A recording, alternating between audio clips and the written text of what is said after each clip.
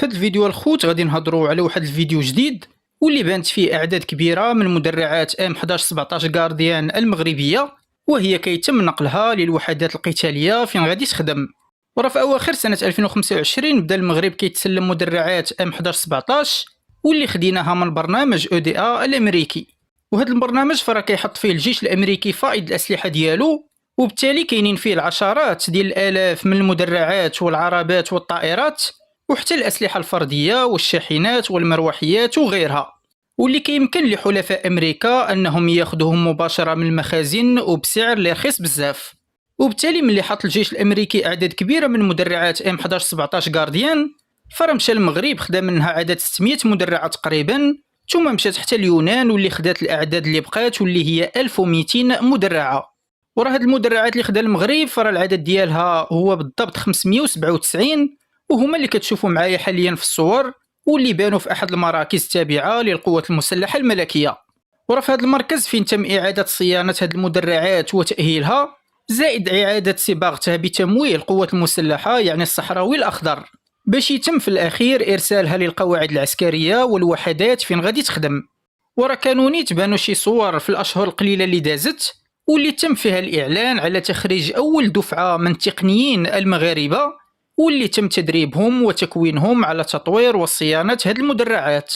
وبالتالي ومع بدء نشر هذه المدرعات فنقدروا نقولوا أن عملية إعادة التأهيل والصيانة غادي تكون سالات، يعني غادي نوليو نشوفوا مستقبلا مدرعات M 1117 غارديان وهي كدير مهام المراقبة وحماية الحدود المغربية، زائد مهام حماية وتأمين القوافل العسكرية وحتى مهام الاستطلاع والاشتباك مع القوات المعادية. ورا لهاد المهام فرا تم تجهيز هاد المدرعة ببرج قتالي واللي مسلح اولا بمدفع رشاش من عيار 12.7 ملم، زائد مسلح حتى بقاذف قنابل من عيار 40 ملم. وهذا القاذف ديال القنابل فهو من نوع MK19 امريكي الصنع، وبالتالي كيصلح لضرب الجنود وحتى الاليات العسكريه المعاديه. داكشي علاش المدى الاقصى ديالو كبير وكيوصل ل2 كيلومتر تقريبا، مع امكانيه اطلاق حتى ل 60 قنبله في الدقيقه، زائد كل قنبله كدير ضرر قاتل بالشظايا ديالها واللي كيوصل ل 5 متر، يعني كنهضروا على 5 متر بعيدا على نقطه سقوط القنبله، زائد كتقدر دير حتى اصابات وجروح خطيره على بعد 15 متر. وبالتالي هاد القنابل كتصلح لتشتيت الجنود ديال العدو، كيف ما كتصلح حتى في ضرب الجنود اللي كيكونوا مخبين وراء السواتر الترابيه او اللي كيكونوا محصنين داخل الخنادق او المباني. اما في حاله ضرب الاليات العسكريه فالقنبله كدير واحد الضرر اللي كبير واللي كيوصل حتى لاختراق 50 ملم من الفولاذ، وبالتالي راه يمكن ليها تدمر او تعطل العربات المدرعه الخفيفه بحال BMP2 الروسيه واللي كتعتبر هي العمود الفقري ديال الدويله العدو، او يمكن للقنابل انها دير تعطيل لكل انظمه البرج القتالي في المدرعات الثقيله او حتى في البرج ديال الدبابات بحال T90. وبالتالي الخوت فرا لهاد المهام فرا البرج ديال مدرعات M 1117 غارديان فراه مجهز حتى بمناظير ليليه ونهاريه اللي جد متطوره واللي كتسمح للرامي انه يرصد الاهداف بكل دقه وفي كل الاحوال الجويه.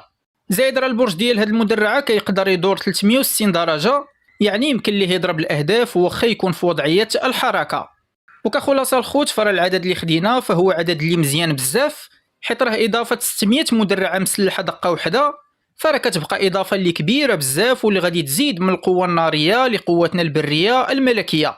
وفي الاخير غادي نتمناو نفس الامنيه اللي كنتمناو ديما، وهي اننا نشوفوا قريبا حتى مدرعه برادلي الامريكيه واللي كتعتبر كمدرعه اللي مضاعفه للقوه الناريه.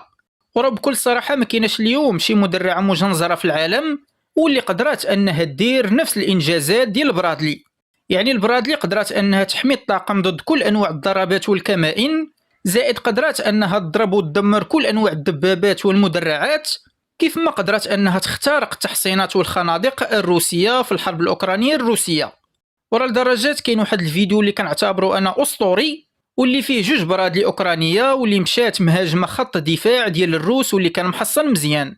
زائد في هذه المهمه واللي كانت عباره عن استطلاع بالقوه الناريه، فرا الروس كانوا ضربوا البرادلي بالدرونات والصواريخ والرشاشات، وخا هكاك بقات البرادلي محركه وكتقصف في النقاط الروسيه والخنادق. ورا في الاخير غادي تكمل البرادلي المهمه ديالها وغادي تنسحب بلا ما تتعرض للتدمير او توقف على الحركه.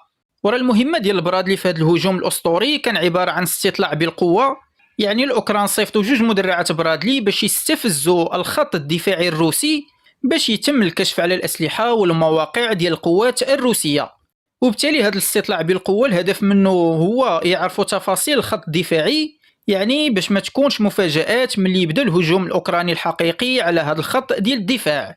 ورا الأوكران في هذه المهمة فراهم كانوا معولين على خسارة البرادلي، لكن قدرت بقوتها وقدراتها أنها ترجع من المهمة بلا خسائر.